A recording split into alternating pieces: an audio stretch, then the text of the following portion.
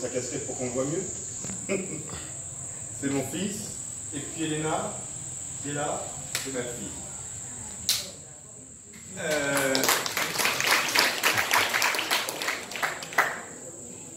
Je suis très heureux de vous voir tous ici. J'avais l'habitude de vous voir à travers les photos, à travers les commentaires que Françoise nous faisait chaque année quand elle venait vous voir. Et elle nous racontait quelques petites anecdotes, quelques petites histoires. Et surtout, elle nous racontait des fois des histoires qui nous rendaient tristes, mais où on sentait que Dieu était intervenu pour pouvoir aider. Et elle arrivait à point pour essayer de donner une solution à certaines situations. Et alors, je ne peux m'empêcher de penser à une jeune fille. Alors vous allez me dire de qui il s'agit. Une jeune fille qui malheureusement avait dû quitter son pays parce que son pays, il y avait un autre pays qui l'avait envahi et elle avait été déportée. Elle était chez un étranger, au service d'un étranger. C'est une petite fille de la Bible, de l'Ancien Testament. Et cette petite fille, elle n'a pas de nom. Il me semble qu'elle n'a pas de nom, mais cette petite fille, elle a quelque chose. Cette petite fille, on ne sait pas son âge, mais ses parents avaient dû l'éduquer et lui donner des valeurs. Des valeurs qui ne s'oublient jamais. Et alors que cette petite fille est au service de sa maîtresse, le maître de la maison est un personnage important pour le roi. Si certains connaissent son nom, celui-là, on le connaît, pas de ce côté-là. De l'autre côté, si quelqu'un se souvient de son nom, n'hésitez pas. Et ce personnage très important est atteint d'une maladie. Une maladie, alors il y a des maladies qui ne sont pas trop méchantes, qui nous permettent d'être les uns avec les autres. Si j'ai mal à la jambe parce que je me suis tordu la cheville, ça ne m'empêche pas d'être avec quelqu'un. Mais il y a une maladie contagieuse. Si je reste en contact trop longtemps avec vous, je risque de vous la transmettre. Et l'une de ces maladies, c'est la lèpre. Et il avait la lèpre. Et à cette époque-là, on allait jusqu'à... La personne ne pouvait plus vivre dans sa maison, était isolée. Elle avait même une petite clochette quand elle passait pour avertir tout le monde, pour dire dégagez, laissez la place, parce que si vous êtes à mon contact, vous risquez vous aussi d'être contaminé. Et donc ce monsieur, très important, malgré son argent, malgré sa position élevée, son pouvoir, ce monsieur était atteint de la lèpre. Et en général, la lèpre, avant, à cette époque-là en tout cas, on n'en guérissait pas. Ça évoluait, et à un moment donné, on était complètement, il y avait le village de lépreux, dans lequel personne ne pouvait aller. On amenait de la nourriture qu'on jetait, mais on ne restait pas longtemps en contact. C'était des gens qui étaient coupés de leur famille. Alors cette petite fille aurait pu se dire, c'est bien fait pour lui. Moi j'étais bien dans mon pays, ils sont venus me chercher, m'amener là. On ne parle que de la petite fille, on ne parle pas de ses parents. Ça veut dire que ses parents, étaient-ils morts, on ne sait pas. On ne sait pas. Étaient-ils à distance si on n'avait pris que l'enfant? Mais la situation de cette petite fille ressemble à la situation de certains d'entre vous, qui ont perdu soit un papa, soit une maman, soit les deux, ou soit dans l'état de pauvreté des parents font qu'ils ne peuvent pas subvenir aux besoins, et des fois, on permet que l'enfant soit au service de quelqu'un d'autre. Et cette petite fille aurait pu se dire, chouette, bien fait pour lui, il a la lèpre, c'est presque une malédiction que Dieu lui envoie. Pour avoir pris mon peuple captif et m'avoir prise à son service. Est-ce que cette petite fille dit ça? Qu'est-ce que cette petite fille dit? Cette petite fille va chercher la maîtresse et va dire, maîtresse, si jamais ton mari, le maître, connaissait l'homme de Dieu qui est en Israël, certainement il serait guéri. Il fallait que cette petite fille ait gardé dans son cœur un certain nombre de valeurs que ses parents lui avaient enseignées. Il fallait en plus que cette petite fille, non seulement ait écouté les histoires que son papa et sa maman leur avaient racontées, mais en plus qu'elle y croit. Si je vous raconte une histoire sur le Père Noël, ça peut être très gentil.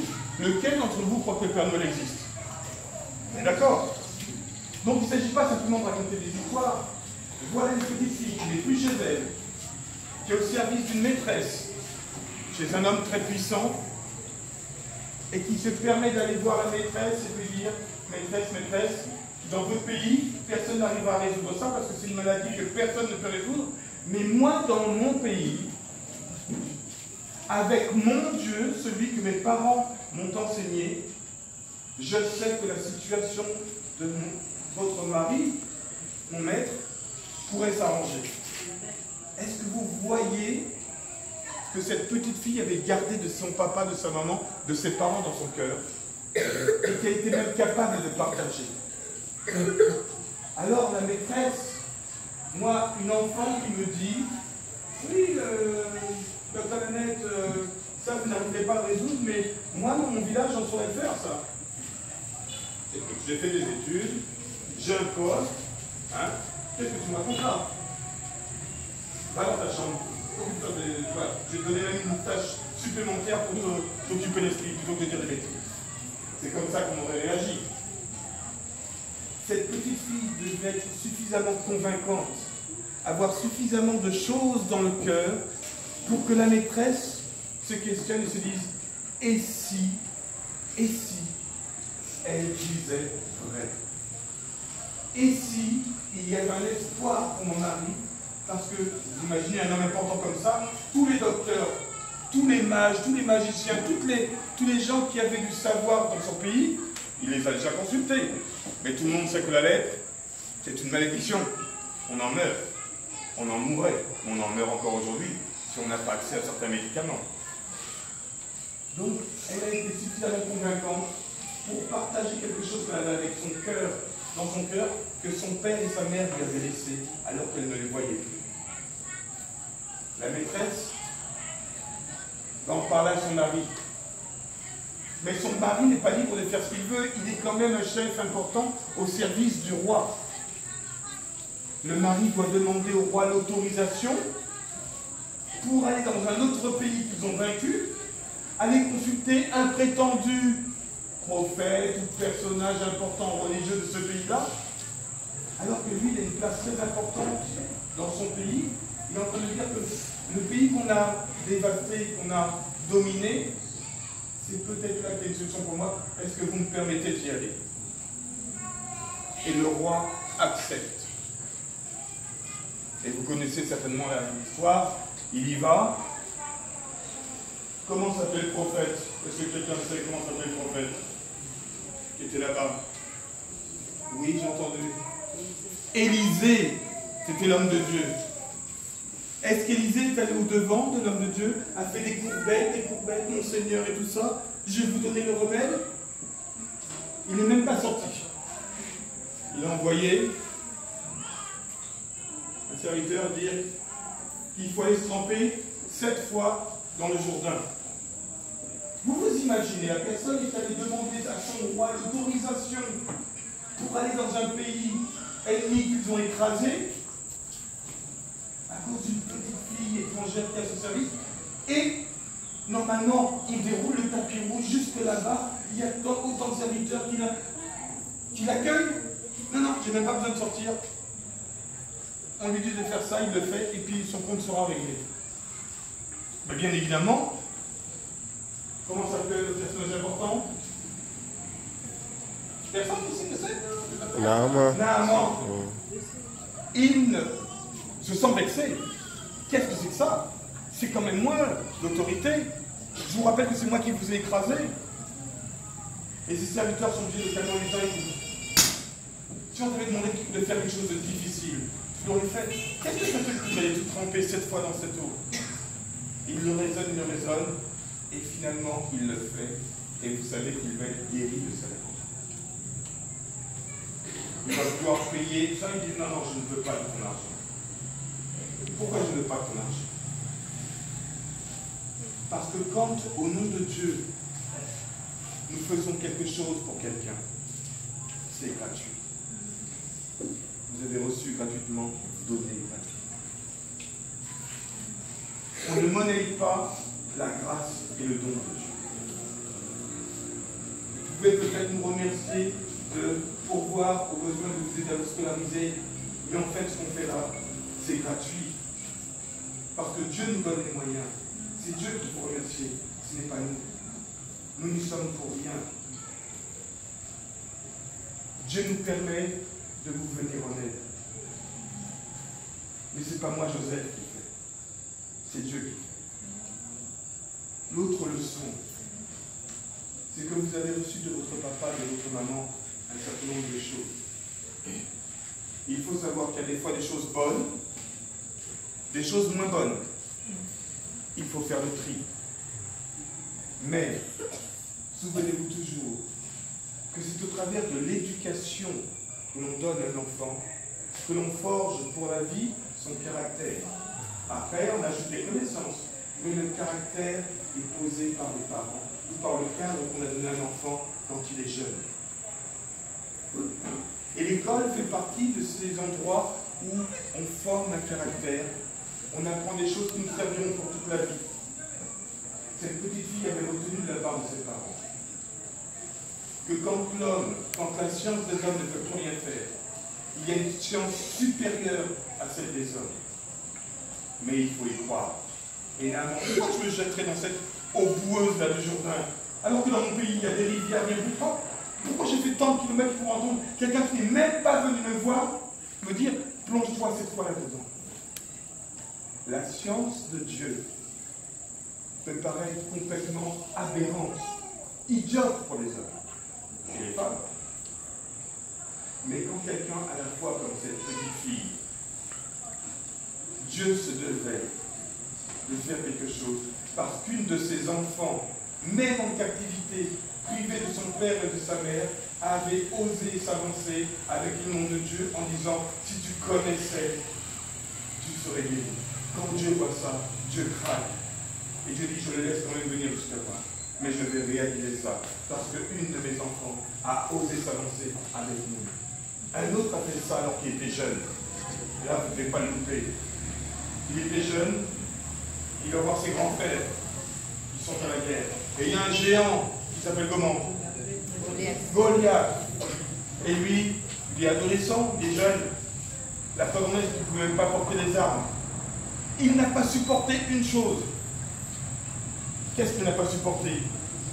Qu'on insulte son Dieu. Comment tout un pays d'Israël peut être là, entendre quelqu'un en face insulter son Dieu? Alors, est-ce que le Dieu auquel je crois qu'il est puissant ou pas? Sans quoi je vais me rhabiller. Mais si je crois qu'il est puissant, toi, aussi grand que tu es, tu ne peux pas te moquer de mon Dieu en face de moi. Ça n'est pas possible, je ne peux pas rester là sans rien faire. Alors on a essayé d'équiper David. Mais c'était trop lourd, il n'était pas taillé, il était adolescent, il n'était pas comme ses frères qui étaient grands. Et puis l'autre, il faisait près de 3 mètres, c'est pas possible. Mais il a dit, c'est mon Dieu. Il a pris 5 pierres, il avait sa fronde. Le seul endroit qui n'était pas couvert, c'est le fond. Et il a terrassé le géant. Même si vous êtes jeune, même si dans votre vie, au départ de votre vie, il y a eu un manque. Le manque d'un papa, le manque d'une maman, ou le manque d'argent dans la maison qui fait que vos vies ont dû prendre des chemins particuliers. Si vous avez dans votre cœur, comme cette petite fille, comme ce jeune homme David, si vous avez Dieu dans votre cœur, aucun géant ne peut vous résister. Amen. Amen. Aucun. L'autre chose que je voulais vous dire, c'est qu'on ne sait pas ce qu'est devenue cette petite fille. On n'en a parlé que pour le fait qu'elle était voir ses maîtresses et dire, maîtresse, si tu connaissais l'homme de Dieu, il serait guéri. On ne sait pas ce qu'est devenue cette jeune fille. Par contre, dans la Bible, son cas est cité. Mais dans le ciel aussi, les anges ont soutenu son action. Alors, sur cette terre, on n'aura peut-être pas l'argent, on n'aura peut-être pas le bonheur, on n'aura peut-être pas la gloire.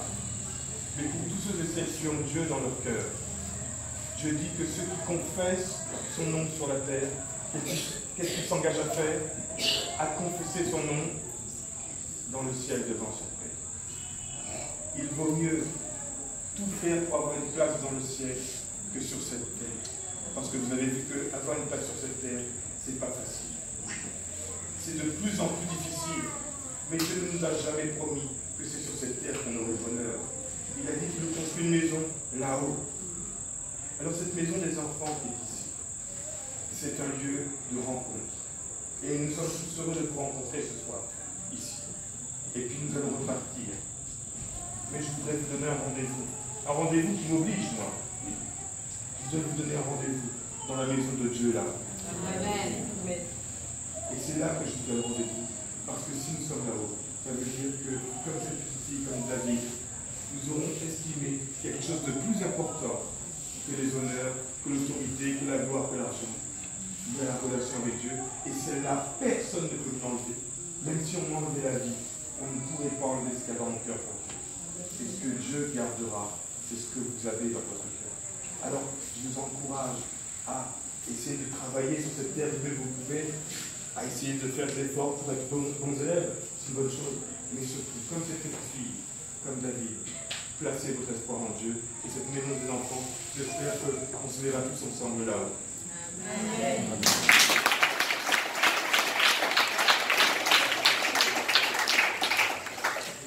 Je pense qu'avant de prier, vous devez connaître ce chant que nous connaissons aussi. Alléluia, alléluia, alléluia, alléluia, gloire au Seigneur. Vous connaissez? Vous connaissez? Vous ne connaissez pas? Vous ne connaissez pas. Alors on va quand même essayer. Vous avez chanté avec moi. Alléluia, alléluia, alléluia, alléluia, gloire au Seigneur. On y va? Alléluia, alléluia, alléluia, alléluia, gloire au Seigneur. On le prend? Alléluia, alléluia, alléluia, alléluia, gloire au Seigneur. Alléluia, alléluia, alléluia, alléluia, gloire au Seigneur. La deuxième partie c'est gloire au Seigneur, alléluia, gloire au Seigneur, alléluia, gloire au Seigneur, alléluia, gloire au Seigneur. D'accord? On va reprendre la première partie, on passe à la deuxième. Alléluia, alléluia, alléluia, gloire au Seigneur. Alléluia, alléluia, alléluia, gloire au Seigneur. Alléluia, gloire au Seigneur. Alléluia, gloire au Seigneur. Alléluia, gloire au Seigneur. Alléluia, gloire au Seigneur. Une dernière fois, après je vais vous dire comment ça fonctionne quand on chante.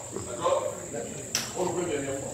Alléluia, alléluia, alléluia, alléluia, gloire au Seigneur. Alléluia, alléluia, alléluia, gloire au Seigneur. Alléluia, gloire au Seigneur. Gloire au Seigneur. Alléluia, gloire au Seigneur. Alléluia, gloire au Seigneur. Maintenant, quand on le chante, chaque fois qu'on dit Alléluia, alléluia, alléluia, alléluia, quand on dit gloire au Seigneur, on se lève et on se rassoit. Vous comprenez?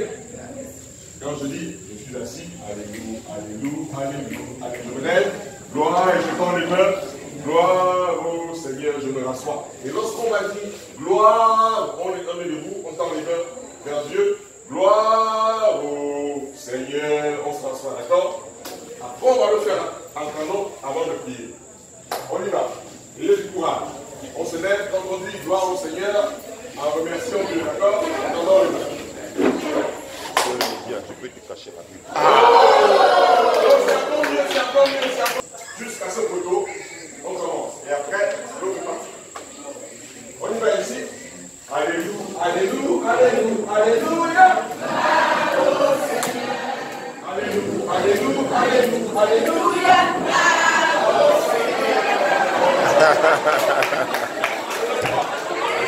On chante en canon. Ça veut dire que lorsque vous commencez à alléluia, vous n'arrêtez plus de chanter jusqu'à la fin. D'accord? Pendant que ceux-ci vont le prendre jusqu'à la fin aussi. Vous comprenez? Est-ce que les élèves peuvent vous aider derrière? Oui, c'est ce que j'ai dit là, parce que normalement, comme tu es tout seul, tu ne peux pas faire le canon. Oui. Donc il faut vous avec ce groupe-là et vous êtes avec eux. Donc vous suivez leur mouvement. On y va, moi je suis ici. Alléluia, alléluia, alléluia, alléluia. Alléluia, alléluia, alléluia, alléluia.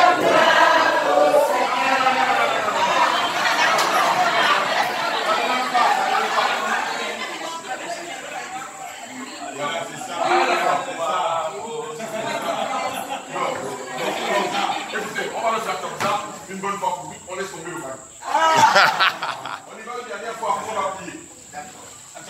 Oui, avant de prier, il y a un chant que François chante au moment de la remise des chants nous sommes dans un lien d'amour. D'accord? Ils connaissent tous. Nous sommes dans un lien d'amour. Alors on chante ça, après nous chantons, nous chantons dans un lien d'amour et on prie. Mais on va voir si on a compris, le maître va se mettre à l'écart. Voici où on a compris. D'accord, d'accord. 2. Alléluia. Alléluia. Alléluia. Gloire au Seigneur. Alléluia. Alléluia. Alléluia. Gloire au Seigneur. Alléluia. Gloire au Seigneur. Alléluia. Gloire au Seigneur. Alléluia. Gloire au Seigneur.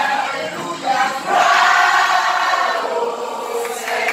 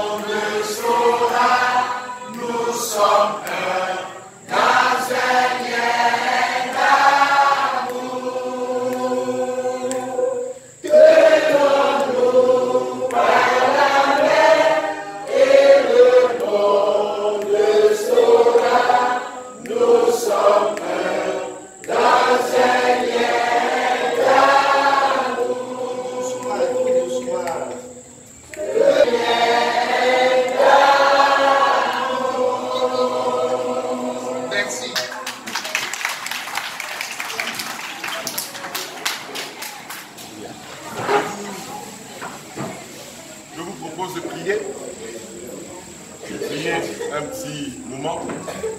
Et généralement, lorsque nous prions, l'on se met à genoux.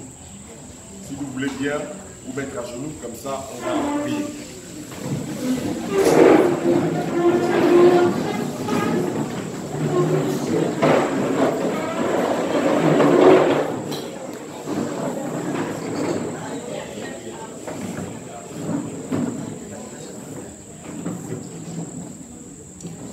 Notre Père qui est dans les cieux, nous voulons te remercier dans le nom de Jésus-Christ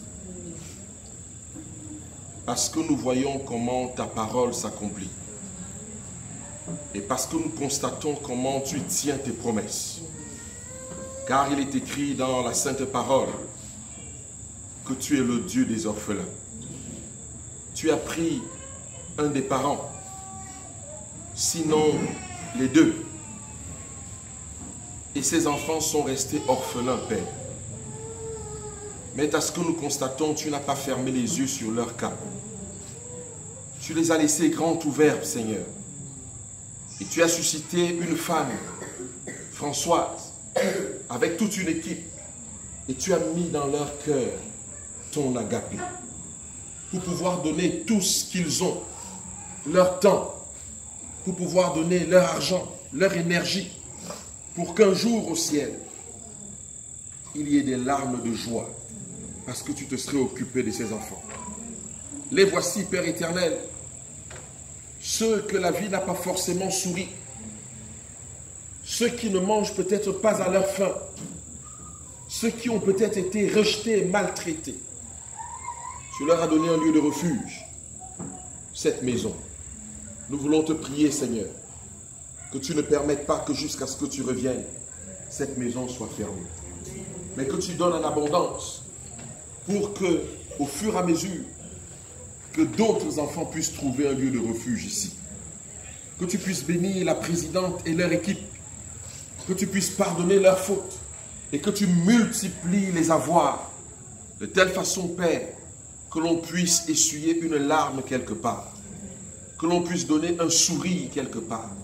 Que l'on puisse donner à manger quelque part. Et qu'ils se souviennent que Dieu existe réellement. Nous voulons te les présenter, Seigneur, pour qu'ils te soient utiles lors de ton avènement, que tu utilises beaucoup d'entre eux, qu'ils soient des prédicateurs de l'évangile, qu'ils soient des hommes de la société, qu'on remettra au monde pour montrer qu'il y a un Dieu dans les cieux. Notre Père, je voudrais réclamer devant le trône de la grâce ta miséricorde, et que parmi eux que l'on trouve des Daniel, que l'on trouve des Joseph, que l'on trouve des Moïse, que l'on trouve des Paul, des hommes influents qui ont bouleversé ce monde jusqu'aujourd'hui. Seigneur, donne-leur une intelligence spéciale. Donne-leur de la sagesse, mon Dieu.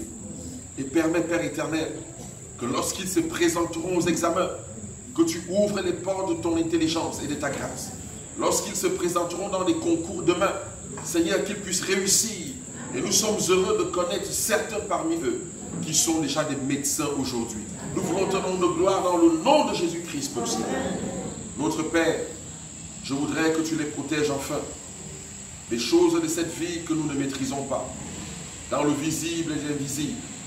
Si on les attaque par les envoûtements, par les sorcelleries, par les talismans, par des artifices connus et inconnus, au nom de Jésus-Christ, que l'on ne voit pas eux, mais toi. Et que tu sécurises leur croissance jusqu'à ce qu'ils deviennent utiles pour ta cause et pour ta gloire.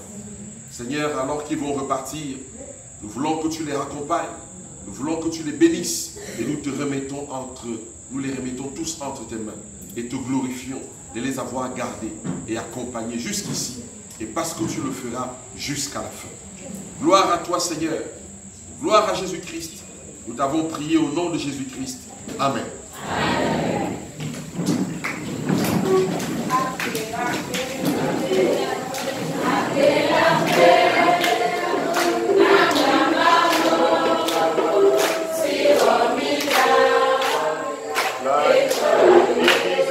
Merci Seigneur.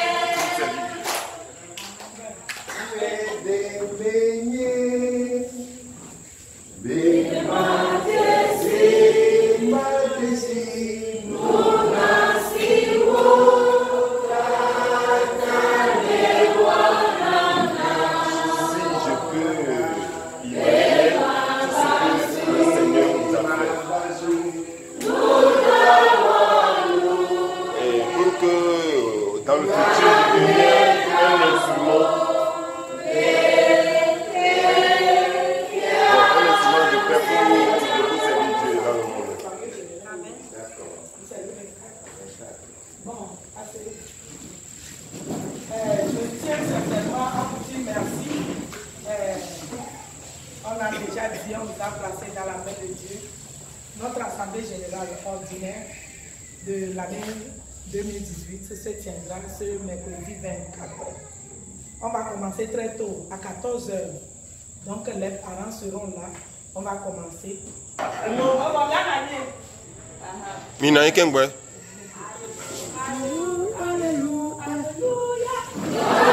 Ao, mi matite o, mi na nyino pe.